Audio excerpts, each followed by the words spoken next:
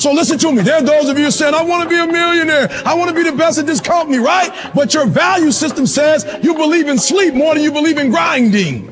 Your value system says you are a consumer and not a producer.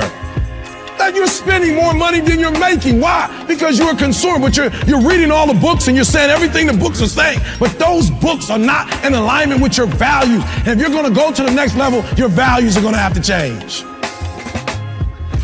We, to a great extent, behave, think, react because of some previous experience that we've had.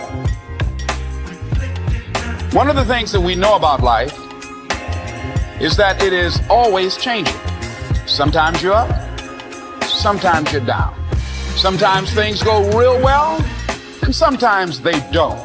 Sometimes you're happy, and sometimes you're sad. Now that's that thing called life. And when we begin to understand and know that, accepting that reality that we will never ever have things just on an even keel all the time, that you're going to have some ups and you're going to have some downs. But during those down moments, that's where the growth takes place. See, but the real challenge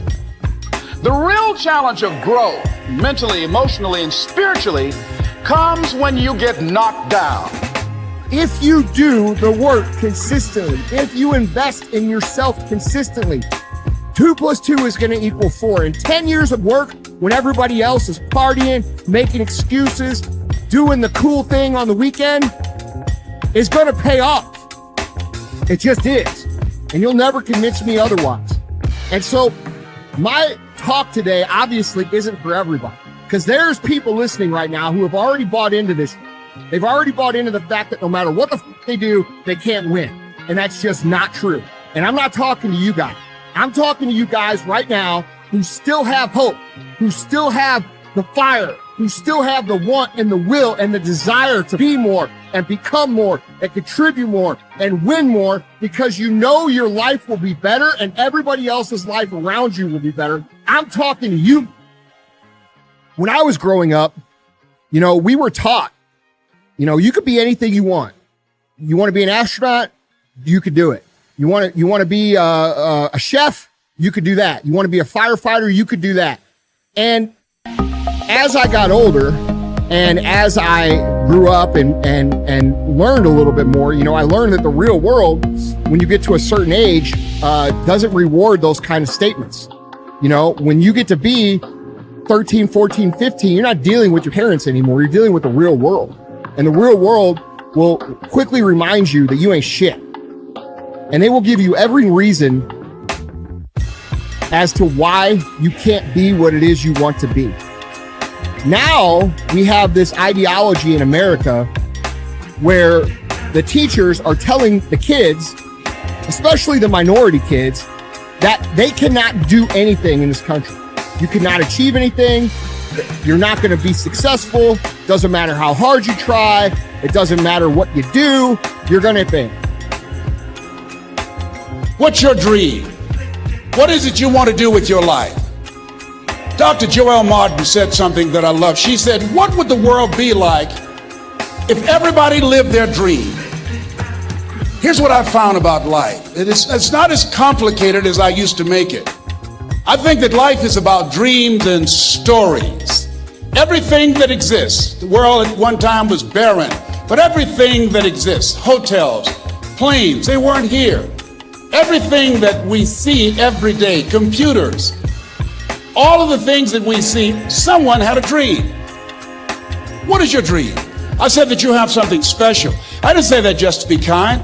I said it because it's true. You are God's chosen vessel. You were chosen, 1 out of 400 million sperm. For 10 years, I heard every person I know making fun of me. I heard every person I know telling me that I was wasting my time.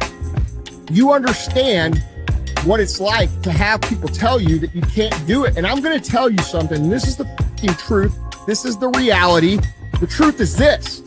If you're willing to pay the price and you're willing to do the work and you're willing to take the time and you're willing to consistently get up when you are knocked down over and over and over again, which is going to happen to you, if you're pursuing anything outside of the norm, you can make it here.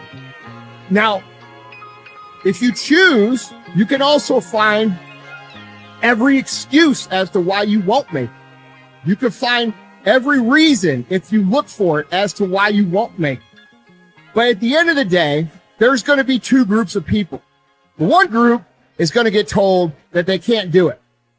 And instead of fighting, and instead of working, and instead of, saying, well, Dad, I'm not willing to accept that, those people are going to just take it. And that's what society's counting on. Society is counting on you giving up. What if you live your whole life only to discover that it was wrong? That it was wrong. That you were chosen to do something else. You have something in you that when you were chosen, when you showed up, there's something in you that if you don't do it, all of us will suffer. You know what's so funny? We want people to make guarantees to us, but we're not willing to make guarantees to ourselves. Now, bro, I'm gonna say it again. Like somebody gave you a guarantee, $30, 30-day guarantee. In 30 days, if you don't make what they told you was gonna make, in 30 days, you got an attitude, you want your money back. But you've never demanded your money back from yourself. You've never looked at yourself in the mirror and said, you let you down. Until you get to that point, you let you down. You're not brave enough. You want to put it on somebody else. The reason why I'm not successful is because of my boss. Have you ever looked at yourself in the mirror and said, I'm not getting up on time. I'm not going to work on time. I'm not putting in 120% when I'm at work.